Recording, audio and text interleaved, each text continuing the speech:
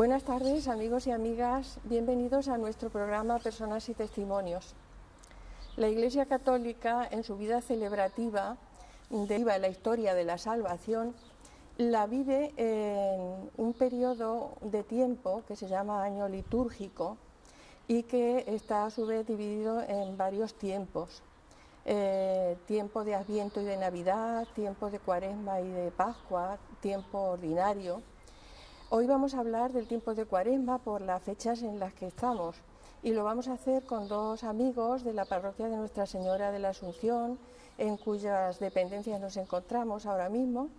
Y estos amigos son Enrique Román Sedano, cordobés de nacimiento, pero adoptado por Lora, que es catequista aquí en la parroquia de Nuestra Señora de la Asunción y también forma parte de la Junta de Gobierno de la Hermandad del Santo Entierro. Hola, Enrique. Hola, buenas tardes, Pepita. Y está también con nosotros Manuel Gutiérrez González, que es miembro de la Hermandad Sacramental, en concreto diputado de Formación y Caridad de la misma. Sí, encantado, hola. Bienvenido. Bueno, pues nada, como les digo, por las fechas en las que estamos, pues hemos pensado que sería bueno refrescar nuestra memoria y nuestros sentimientos cristianos sobre el significado de la Cuaresma, y nos van a ayudar estos amigos a hacerlo. Bueno, antes que nada explicar un poquito así, recordarnos qué es la Cuaresma, Enrique, y en qué fecha, en qué tiempo empezó a celebrarse la Cuaresma. ¿Cuál es su origen? Bueno, cuando nos planteaste la posibilidad de tener esta charla distendida contigo sobre la Cuaresma, pues yo digo, bueno, tendré que refrescar un poco mis conocimientos, mi saber sobre esto, ¿no? Y entonces, pues resulta que hay conocimientos ya, una especie de celebración cuaresmal que nos refleja San Hipólito a finales del siglo II, pero solamente se ceñía a lo que era Viernes Santo y Sábado Santo, o sea, desde la muerte de Cristo hasta la resurrección. El Triduo Pascual. Sí, era un tiempo fuerte de ayuno y de oración que yo, pensando que conozco un poco las comunidades neocatecumenales, el camino neocatecumenal, ellos, por ejemplo, sí hacen ese ayuno desde la muerte de Jesús, el Viernes Santo, sobre las 3 de la tarde, la hora nona, hasta después de la Vigilia Pascual. Los que están, digamos, más comprometidos, están dentro ya del final del camino, sí hacen ese ayuno igual, ¿no? Luego ya, posteriormente, a mediados del siglo IV, nos encontramos con San Ambrosio y San Agustín, que ya ellos hablan del Triduum Sacrum. Ellos ya lo unen con el Domingo de Resurrección, y ahí meten ellos. Y posteriormente, en Roma, pues se amplía ese periodo a 6 días y más tarde lo unen a 3 semanas. Ellos lo que hacen es, según el calendario romano, pues van buscando el 1 de marzo como inicio del periodo cuaresmal y finalización, sabemos, por temas de la celebración litúrgica de la Semana Santa, que el Viernes Santo nunca puede ser anterior al 22 de marzo, por el tema de la luna, del calendario judío y demás, ¿no? Entonces era un periodo que era como mínimo de 21 días. Y luego ya posteriormente, sobre el siglo X, siglo XI, es cuando se empieza se traslada de esos 6 días a 6 semanas y se empieza a conocer ya como la Cuaresma de 40 días, que es la que nosotros ahora conocemos. Conocemos. Manuel, la Cuaresma empieza el miércoles de ceniza. ¿Qué sentido, qué significado tiene el miércoles de ceniza? ¿Por qué la ceniza? Pues tiene un sentido de conversión, ¿no? No debemos olvidar lo que ha dicho Enrique, que la Cuaresma es un camino de 40 días, por eso se llama Cuaresma, viene de cuadragésima, no de 40, y el culmen es el Triduo Pascual, que es muerte y resurrección. Entonces la ceniza, pues como se decía antiguamente, polvo eres y al polvo verás, es un símbolo de muerte, porque después vendrá la resurrección, y también es un símbolo de conversión. Vemos en el Antiguo Testamento en muchas ocasiones que cuando hay un periodo de penitencia, de arrepentimiento, de cambio, incluso de luto, pues los judíos, pues dice, se rasgaron las vestiduras y se echaban ceniza por la cabeza, ¿no? Esto lo vemos en el libro de Job, lo vemos en el Éxodo, en el libro de Deuteronomio, en todo, a lo largo del Antiguo Testamento, la ceniza es un símbolo de esto, de arrepentimiento, de cambio, y también se refiere al polvo. Esto viene del Génesis, de cuando Adán y Eva caen en el pecado, y Dios le dice, pues ahora tendréis que trabajar la tierra con vuestro sudor, y a la serpiente le dice, y tú comerás polvo toda tu vida. Entonces el polvo, las cenizas están siempre relacionados con este sentido de penitencia, de luto incluso y de cambio. Bueno, se ha hecho hincapié desde siempre en elementos esenciales en la vivencia de la Cuaresma, como son la oración, la caridad y lo que es el ayuno y la abstinencia. ¿Tú crees que el ayuno que tiene sentido en este tiempo? ¿A qué tipo de ayuno se refiere la Iglesia cuando nos invita a ayunar y a abstenernos en este tiempo? Pues lo primero que nos invita la Iglesia es a unirnos a Cristo, porque Él, justo antes de empezar su misión, se va 40 días al desierto.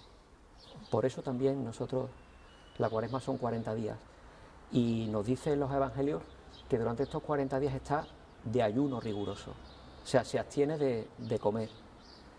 ¿Esto qué significa? Esto significa, lo primero, un combate contra ti mismo. Significa que el espíritu está por encima de la carne, o sea, que es un combate espiritual. Y, o sea, es como que tú tienes que ser señor de ti mismo, por así decirlo. Eso por un lado, de dominio de ti mismo. Y por otro lado, el abstenerte de algo que en principio es necesario, pero que tú sabes que es secundario si lo comparas con cosas más importantes, ¿no? Como diciendo, la comida es importante, es vital, pero hay cosas más importantes, porque no solo de pan vive el hombre, sino de toda palabra que sale de la boca de Dios. Entonces, para quitarle peso a este pan que nos alimenta el cuerpo y decir, la palabra de Dios es aún más importante. Por eso estoy dispuesto a abstenerme de comer, para poner a Dios lo primero. Y después, por otro lado, el ayuno no hay que olvidar que no es solamente ayunar de alimentos. Sin dejar de ayunar de alimentos, también hay que ayunar, abstenerte de cosas que te esclavicen, de cosas que te aten y que llegan a convertirse casi en tu alimento, ¿no?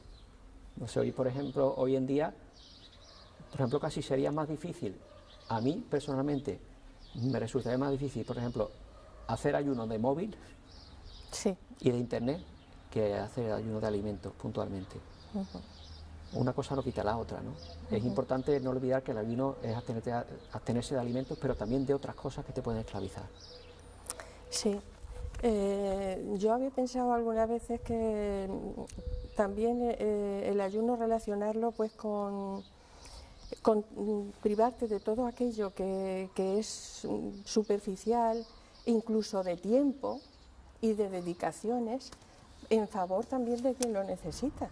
Yo lo he enfocado así alguna vez también, aparte de la explicación que tú acabas de ver. ¿Tú cómo lo ves, Enrique? Yo quería un poco acompañar las palabras de Manuel, porque es verdad, la Cuaresma es un tiempo de desierto, pero no es un tiempo de desierto que nosotros nos retiramos al desierto, es el Espíritu el que nos lleva al desierto. Eso se ve perfectamente en la Biblia, como es el Espíritu el que lleva a Jesús al desierto, como es el Espíritu el que guía al pueblo de Israel cuando cruzan durante 40 años el desierto en busca de la tierra prometida, ¿no? Elías está también, cuando va al monte Sinaí, está también Moisés está también 40 días en el monte Sinaí, hasta que baja con las tablas de la ley, ¿no? Y Elías, el profeta Elías, también peregrina por el desierto. Entonces nosotros hacemos esa misma peregrinación. ¿Esa peregrinación a qué nos lleva? Pues nos lleva a sentirnos necesitados de Dios. La liturgia, una de las cosas que tiene, es muy rica en simbolismo. Sí. Y es importante que los cristianos descubramos ese simbolismo. ¿A qué nos lleva? Nos lleva a lo trascendente, al misterio. Al misterio de reconocer ese Dios que se hace un Dios necesitado de amor para que nosotros nos acerquemos a Él, ese amor inmenso que nos tiene, ¿no? Durante esa Cuaresma nosotros nos preparamos, ¿cómo? Preparamos, digamos, nuestro espíritu, se fortalece a través de lo que ha dicho Manuel, a través de ese ayuno, que no solamente es un ayuno físico, sino que también es un ayuno de nuestras apetencias, de nuestros gustos, de todas aquellas cosas que en nuestro corazón desplazan a Dios, porque nos llenamos de cosas y desplazamos a Dios y nos dejamos. Es ese desierto de decir, Señor, yo te necesito en mi vida, para mí tú eres lo primordial, eres como el maná, ¿no? Como el maná en el desierto era para los israelitas cuando iban cruzándolo, ¿no? Era la necesidad esa de Dios en tu vida. Sí. Pues eso, el ayuno, ¿no? Luego eso, acompañado con una vida de oración profunda, que es reconocer a Dios en tu vida, esa necesidad de contacto íntimo con Él, y eso, las dos cosas, nos llevan impepinablemente a la tercera, que es lo que se dice la limosna, que es el compartir con los demás, que también lo has apuntado La tú. caridad, sí. O sea, un cristiano que vive una vida de oración, que vive una vida de sacramento, si eso no le lleva al compartir, a la caridad, es mentira. Es mentira, porque se queda en un rito vacío, claro. Es mentira, porque Cristo precisamente a lo que nos llama es a eso, no nos llama a otra cosa. Y eso, por ejemplo, en el Evangelio de Mateo se ve muy claro, porque en la primera parte, cuando nos habla del desierto, de los 40 días de Jesús en el desierto, el siguiente paso, ya en el capítulo 5, nos lleva a las bienaventuranzas.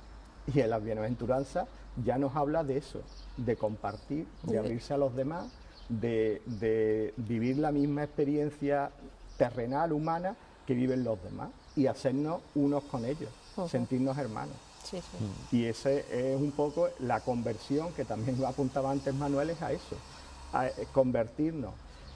Normalmente nosotros estamos convertidos, sabemos, pero claro, nos falta esas pequeñas conversiones que son ir dejando a un lado todas aquellas, digamos, materialidades o aquellas cosas que todavía nos siguen atando. Y eso que es nos siguen... un proceso de por vida. Claro, claro, sí. Pero es que eso, estamos llamados a la santidad y a que nunca la veamos nosotros, que sean a lo mejor los demás las que la vean en nosotros. Eso es un proceso que dura toda la vida, claro. Manuel, hablando de conversión, también caigo en la cuenta de la importancia del sacramento de la reconciliación, aunque siempre la gente lo conoce por el sacramento de la confesión, el sacramento de la penitencia, de la reconciliación. A mí me gusta más lo de reconciliación. Es un tiempo propicio, la Cuaresma, para acercarse a este sacramento, para vivir este sacramento. ¿Cómo contemplas tú este sacramento? Pues para mí es imprescindible. Pero la gente le tiene como un poco de miedo, de recelo, de sí, algo, es que, en vez de liberador, algo que da miedo, que te echa un poquito para atrás. Sí, yo escuché una vez a un obispo, no recuerdo su nombre, que decía: el tribunal de la confesión es el único en el que tú te declaras culpable y siempre sales inocente. Entonces, claro, esto si lo ves así es un chollo. Porque sabes que Dios, si tú vas con un corazón sincero, mostrándote tal como tú eres, Dios te va a perdonar siempre. Y además está deseando perdonarte. Te perdona de una manera humilde y pobre, y es a través de uno de sus ministros. Que además hay mucha gente que tiene la excusa de decir: no, yo me confieso con Dios. Ya, pero es que no es eso lo que dijo Jesucristo.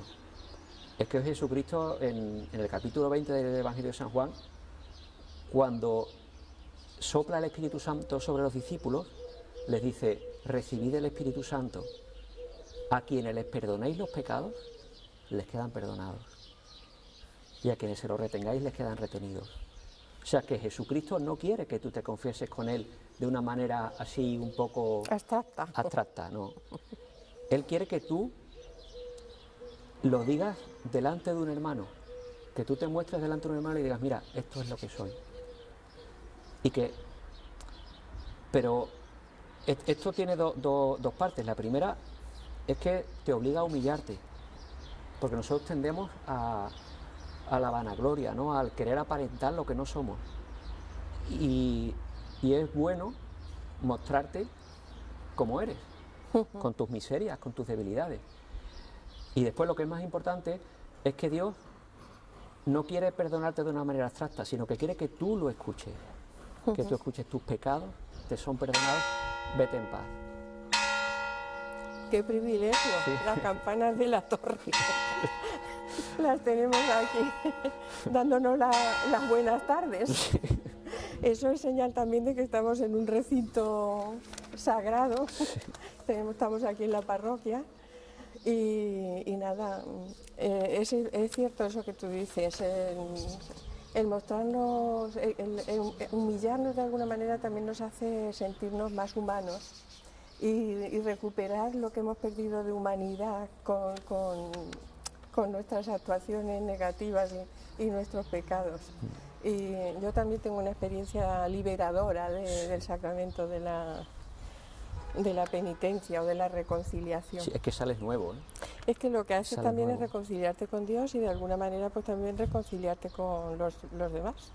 Es que eso es un aspecto fundamental en el sacramento. Yo en mi adolescencia eso era muy reacio, ¿no? Y me costó mucho interiorizar y descubrir el sacramento de la reconciliación o de la confesión, ¿no? Y lo descubrí, ya lo comenté en la anterior charla que tuvimos, a través de un sacerdote, ¿no? Pero es que el sacerdote también representa a la comunidad, porque nosotros al final somos cuerpo de Cristo, todos formamos parte del cuerpo de Cristo. Y nuestro pecado es también el pecado de la comunidad, es el pecado de la Iglesia. La Iglesia es santa y pecadora. ¿Pecadora por qué? Porque nosotros somos pecadores, y santa porque es Cristo la cabeza, ¿no? Claro que sí. Entonces, esa actitud de sentirse siempre, yo lo vivo a nivel, digamos, práctico. Yo no quiero, digamos, faltarle al respeto o hacerle daño a las personas que más quiero, que son mi mujer, mis hijos, mi familia, la gente más cercana, ¿no? Entonces yo tengo la necesidad, cuando fallo, de pedirles perdón. Bueno, pues yo sé que mi vida, mi actitud, pues está ofendiendo muchas veces a la persona que yo más quiero, a la persona, al ser que yo más quiero, que es a Dios, ¿no? Claro. Entonces tengo esa necesidad de pedir perdón y sentirme perdonado. Y eso me obliga a ser humilde, a esa humillación que habéis apuntado, de decir: oye, tengo que reconocer que me he equivocado, que he fallado y pido perdón. ¿A quién pido perdón? Pues evidentemente estoy pidiendo perdón a Dios, pero también estoy pidiendo perdón a mi comunidad. Y mi comunidad está representada en ese sacerdote. Sí es verdad que a lo largo del tiempo, muchas veces yo pienso que el papel del sacerdote tiene que ser de acompañar en ese proceso. Yo hubo una época en mi vida que tenía director espiritual. Entonces era como un amigo espiritual que a mí me iba acompañando, y entonces a mí no me costaba trabajo confesarme con él, porque él me conocía, sabía ya mis debilidades y eso. Ahora, pues claro, me confieso, en determinadas épocas me he confesado con determinados sacerdotes que han estado aquí en Lora, con otros de fuera y demás, ¿no? Intento encontrar eso, un punto de sintonía con algún sacerdote que yo me sienta, digamos, como más acompañado, ¿no? Y otras veces que te has encontrado con sacerdotes que a lo mejor han sido como fiscales, ¿no?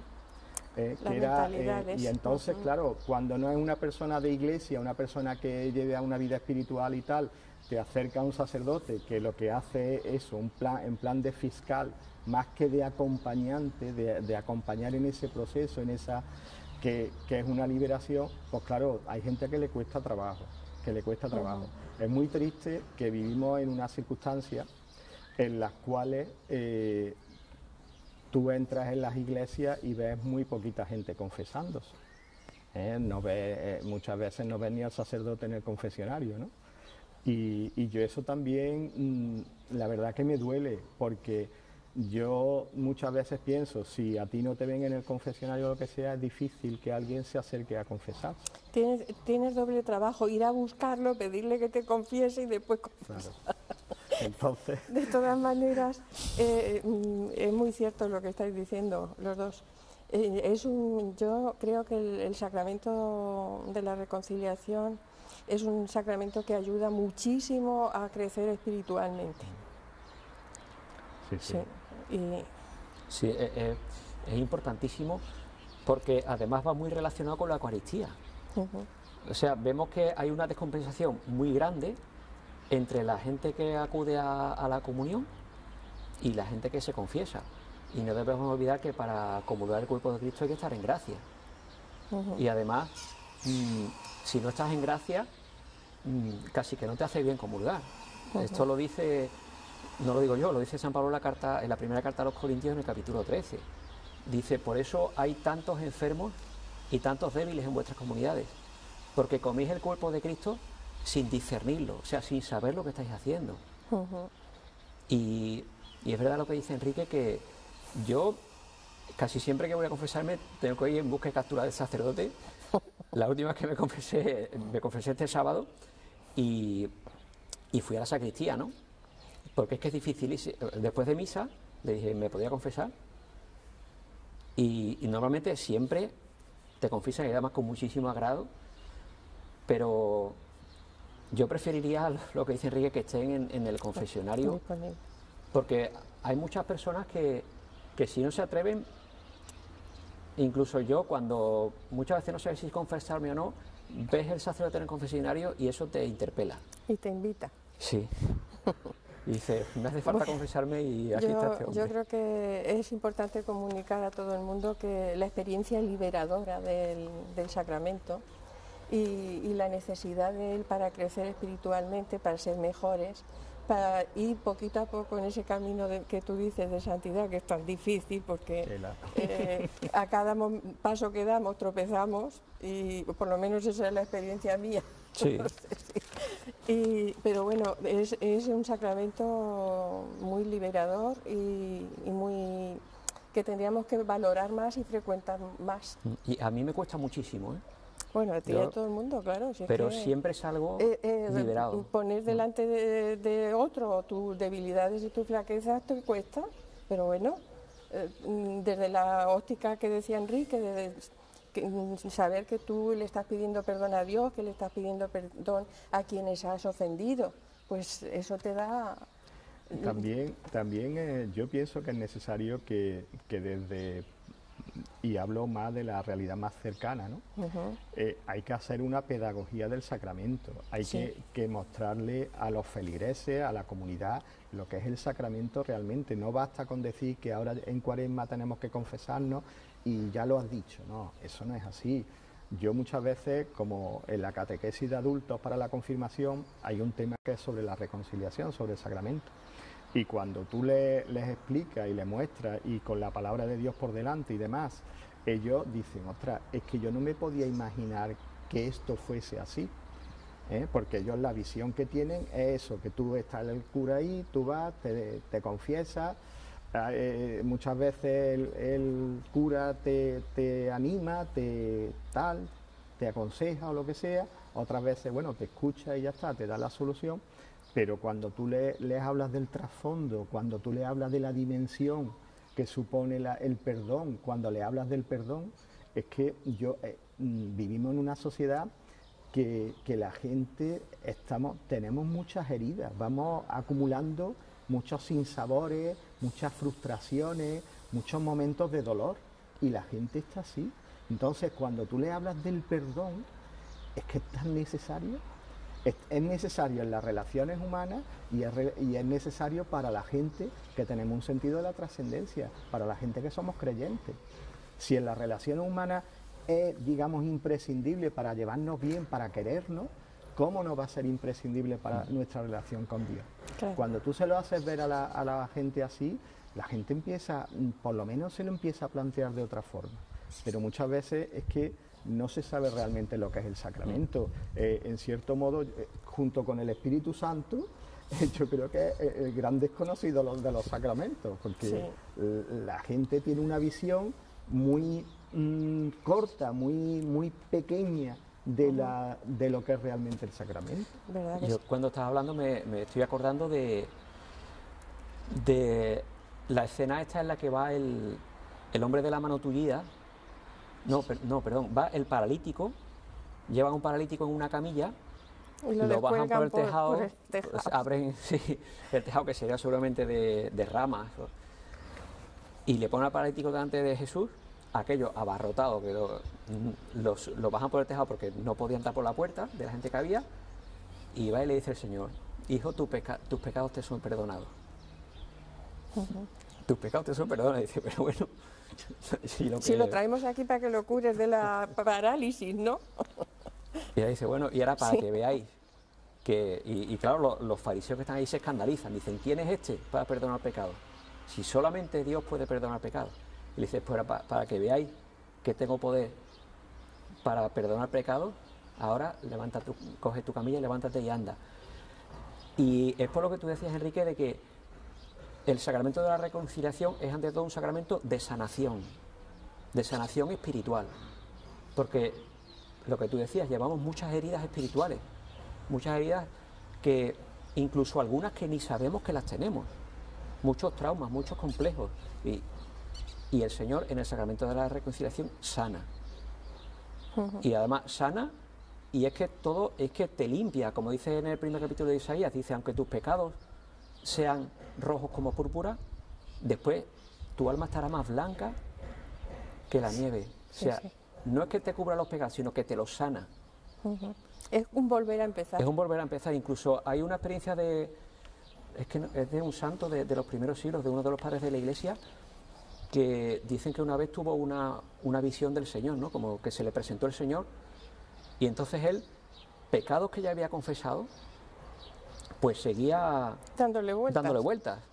Y el Señor en un momento le dijo, cuando él se quejaba delante del Señor, le dijo el Señor, no sé de qué me estás hablando. Eso ya está perdonado y olvidado. Eso ya está olvidado.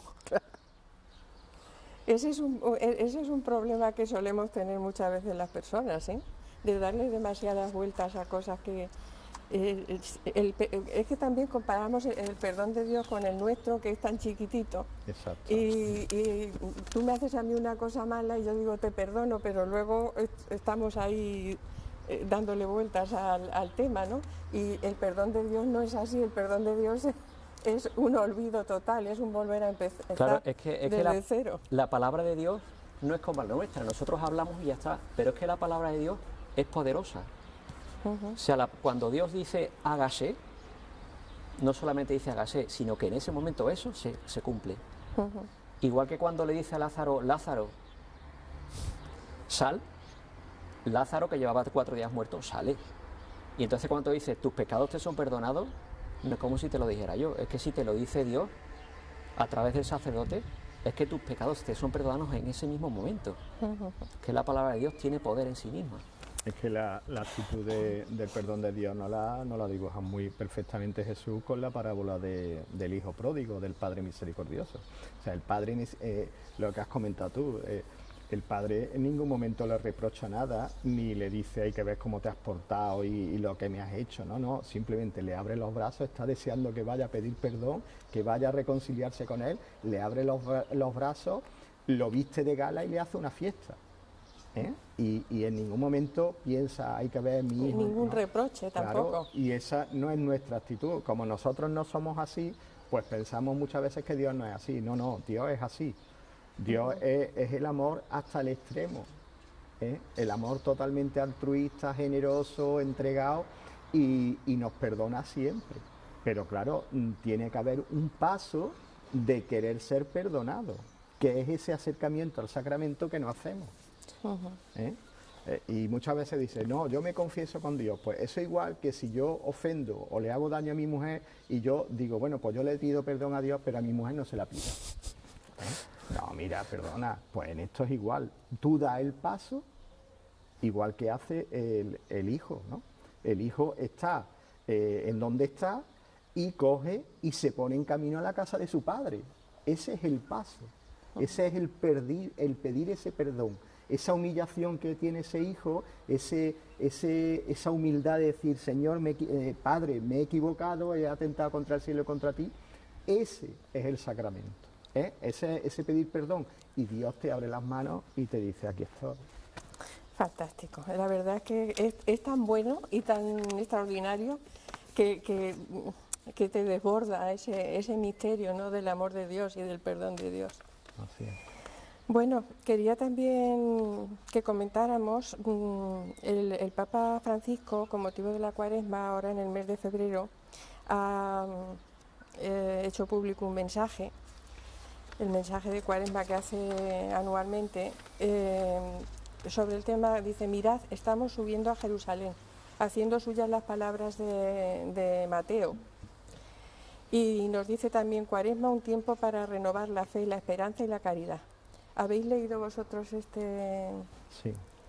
Que, no sé, habla de renovar la fe, la esperanza y la caridad? ¿Podrías comentar tú, por ejemplo, el tema de la fe, a lo que se refiere esto, a lo que se refiere el Papa en este mensaje? Sí, la fe a lo que se refiere, la fe básicamente es confiar, es tener confianza en alguien. No como decimos muchas veces, yo creo en algo, no, yo creo en algo, no, yo creo en alguien. Yo creo en Dios, que es una persona. Y la fe significa que me fío de Él. Me fío de Él. Y pese a todo, el Papa se refiere a los malos momentos que estamos pasando, ¿no?, con la pandemia. Y dice el Papa, pese a todo, fe y esperanza.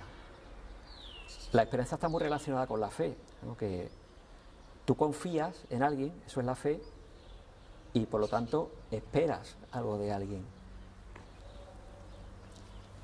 Para caminar en el camino de la vida, la Cuaresma al fin y al cabo es un símbolo del camino de la vida, ¿no? Tú tienes que tener una meta, tienes que tener una esperanza de que vas a llegar a algún sitio. Y luego la caridad. Es que son las tres virtudes teologales, ¿no?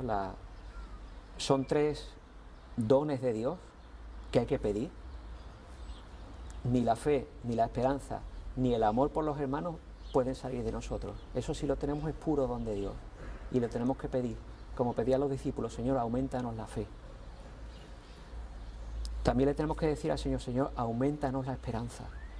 Y sobre todo, aumentanos el amor. Porque Dios es amor. Y además nosotros hemos nacido para amar y para ser amados. No hemos nacido para otra cosa. Y el que busque, cuando buscamos la felicidad en otras cosas, nos estamos equivocando y al final nos frustramos.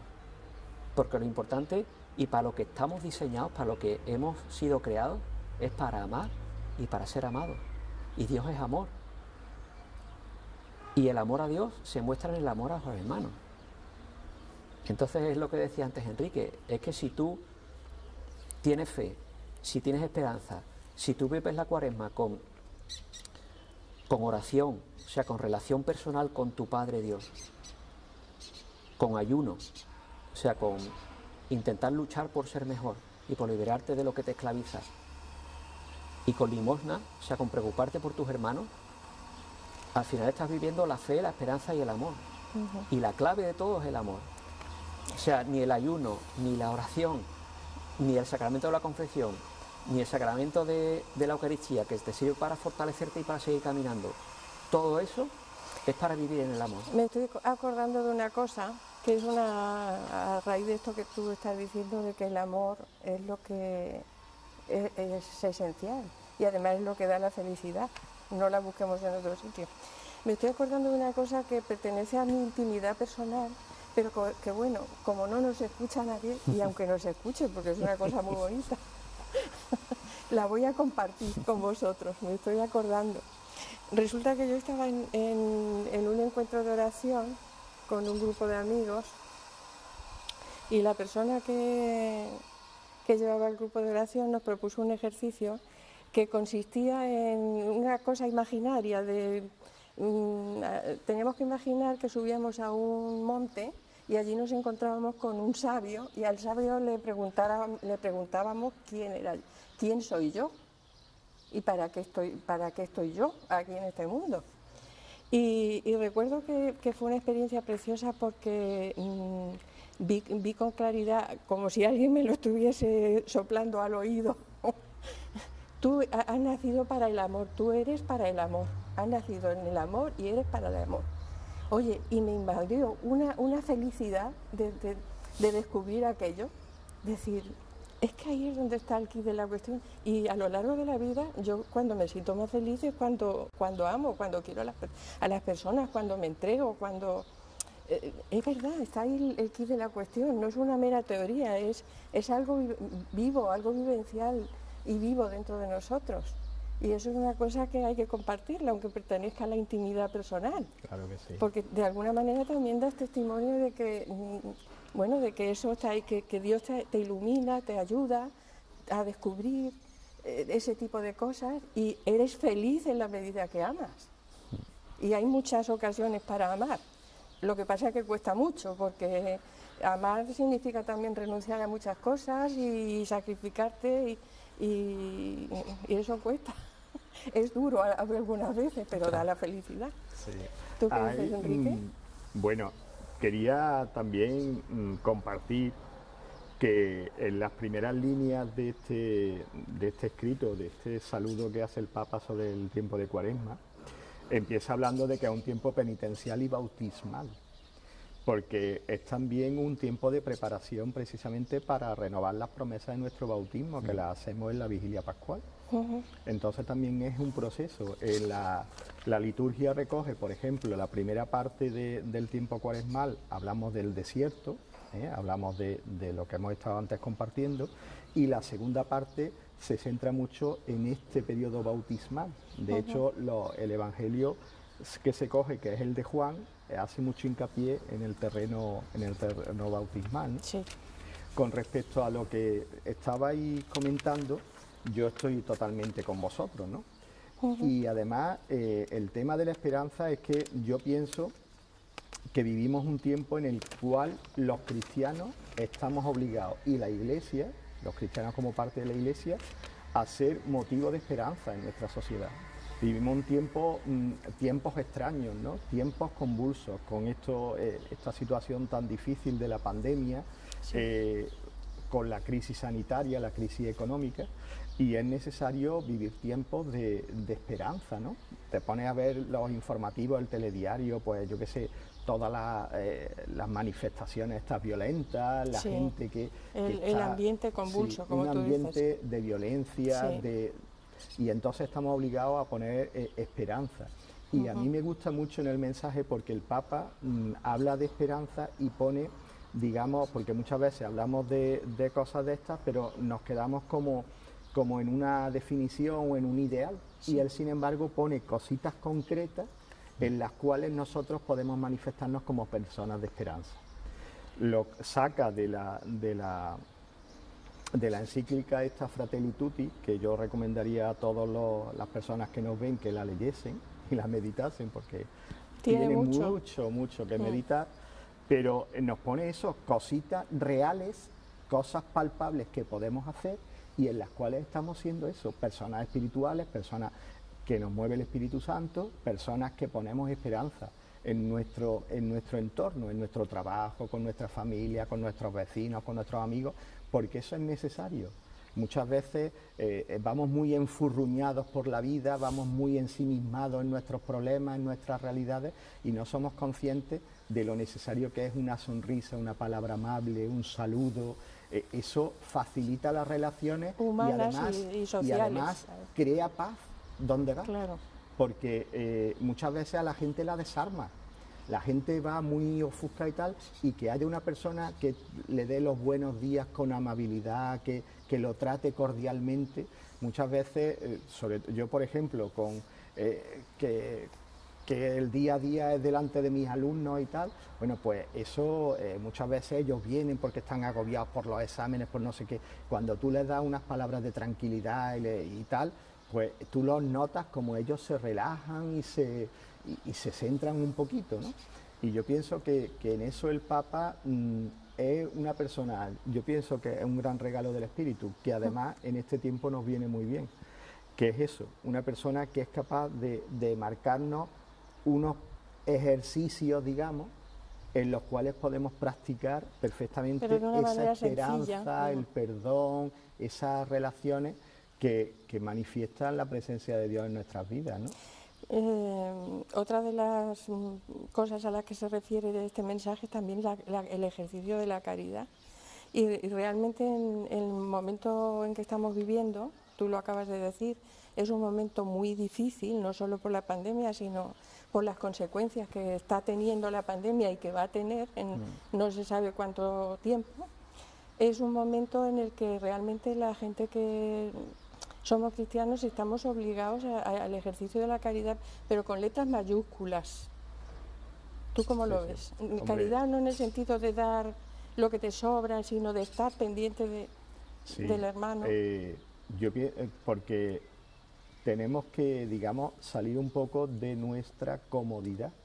Es verdad, los cristianos que vivimos en una sociedad como la nuestra, que tenemos nuestras necesidades cubiertas y tal, pues nos limitamos a hacer 4 cositas a lo largo del año, como pueden ser, bueno, el mes pasado con el tema de Manos Unidas, cosas así, y muchas veces con eso acallamos nuestra conciencia.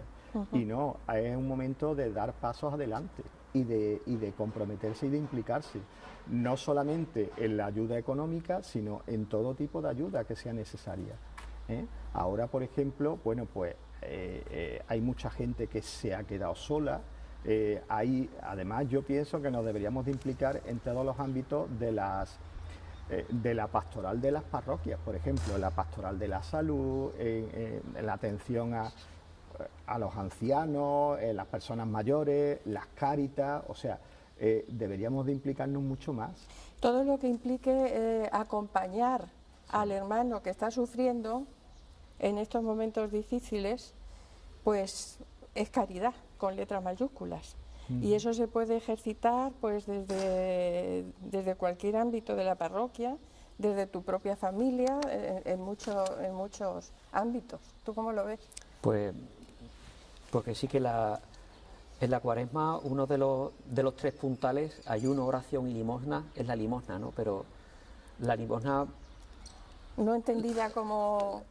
Hay que entenderla como que la mayor limosna y la mejor es darte tú mismo. Tú eres la mejor limosna. O sea, entrégate a los demás. No da lo que te sobra y acalla tu conciencia. No. La limosna, además, es lo que nos enseña Cristo. Este camino de la Cuaresma, al final acaba en que Cristo se entrega totalmente, hasta la última gota de su sangre, por amor, por ti y por mí, por los 3 que estamos aquí. Y por todos, por los 4 que estamos aquí. No vamos a dejar la cámara aparte. Y la limosna que él da, él no tenía nada. Sí. Él se entrega a sí mismo, incluso nos entrega a su madre. Y esa es la actitud. No es una cuestión de hago esto y hago lo otro. Yo estoy en una ONG y... No. La mayor limosna eres tú. Y en cuanto tú te pongas a disposición de Dios, ya te va a poner por delante muchas... Hay una actitud que yo veo, desde mi punto de vista, es contra la caridad totalmente, que es cuando las personas decimos, yo es que no valgo, yo es que no sirvo, yo es que no... ¿Cómo me voy a poner a hacer tal cosa si yo no valgo? Si, cuando la persona no es capaz de reconocer en sí los dones que Dios le ha dado y ponerlos en movimiento, eso es totalmente contra la caridad. Porque yo creo que Dios no es tan mal padre que no le dé dones nada más que a 3 o 4, nos da dones a todos. Hay una frase que la decimos todos, y yo primero, que es, por ejemplo, la frase de yo tengo vocación. yo pienso que no es yo tengo vocación, la vocación me la plantea Dios por delante, no es que yo tengo, sino que cuando tú te abres y pones todo lo que tienes y dices, Señor, aquí estoy para hacer tu voluntad, y eso yo lo repito mucho porque es que a mucha gente se la digo todos los días en el Padre Nuestro, digo, tú rezas el Padre Nuestro, sí, tú que dices en el Padre Nuestro, hágase tu voluntad, digo, pues hacer tu voluntad no significa, Señor, haz tú lo que tú quieras, que yo ya me apaño aquí como sea, no, es que hágase tu voluntad a través mía, a través de mí, o sea, yo me pongo delante tuya para que tu voluntad se haga a través mía. Cuando eso es que tú pones todo lo que Dios te ha dado al servicio de los demás. Y entonces tú no puedes decir, yo no sirvo para esto, no. Yo llegaré hasta donde pueda llegar, hasta donde Dios me dé la fuerza, hasta donde Dios me dé el conocimiento de llegar. Todos servimos para todo, es verdad, hay gente que a lo mejor no tiene el don de palabra, pero sí puede hacer muchas cosas. El servicio tiene otros dones que son complementarios. El servicio, las posibilidades que te da el servicio son innumerables y todos podemos aportar muchas cosas.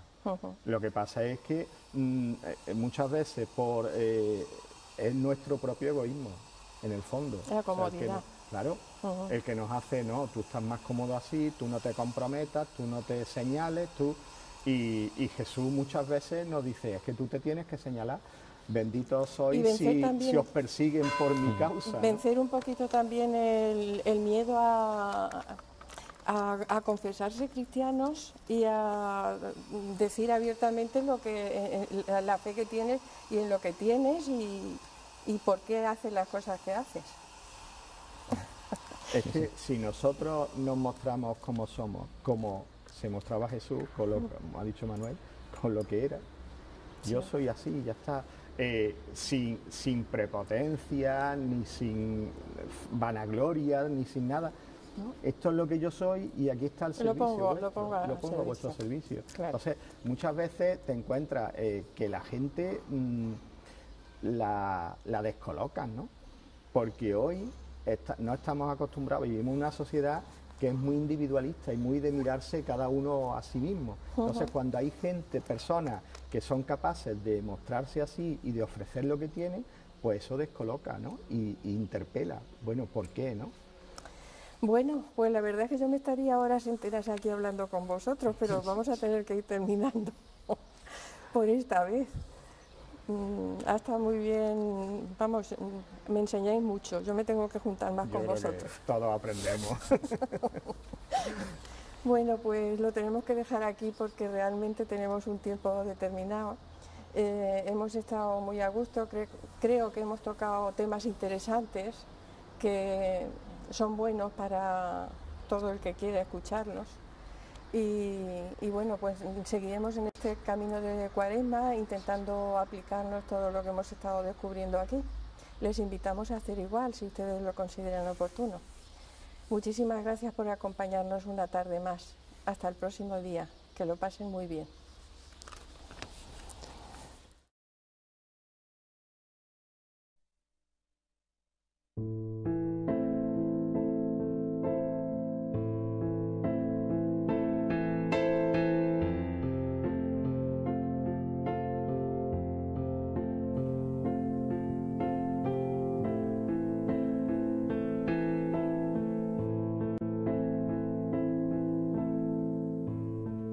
Si pudiera borrar las cosas que enferman tanto mi alma,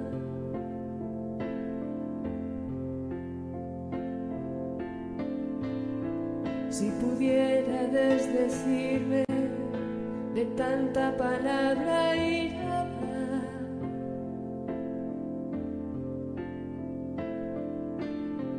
si pudiera deshacer tanto daño como he hecho, si pudiera comprender que un abrazo es un comienzo,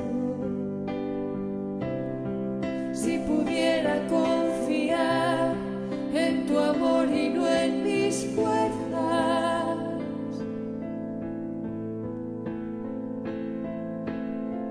si pudiera caminar hacia ti y abrir mi puerta,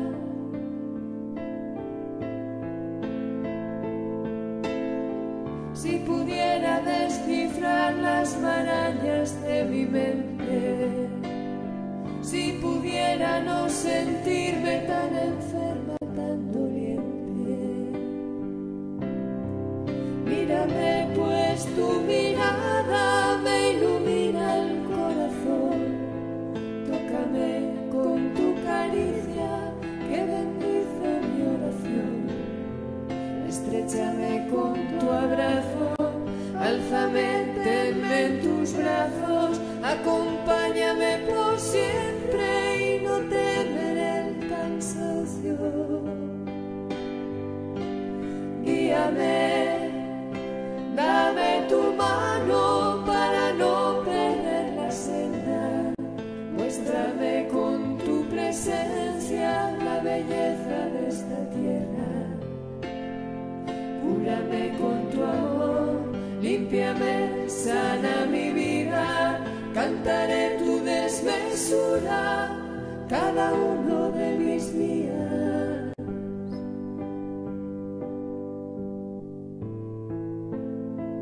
Yo quiero darte posada, quiero ampliar la mirada, ser refugio para otros, despojarme y darlo todo. Quiero acogerte en mi casa. Cúrame, Señor.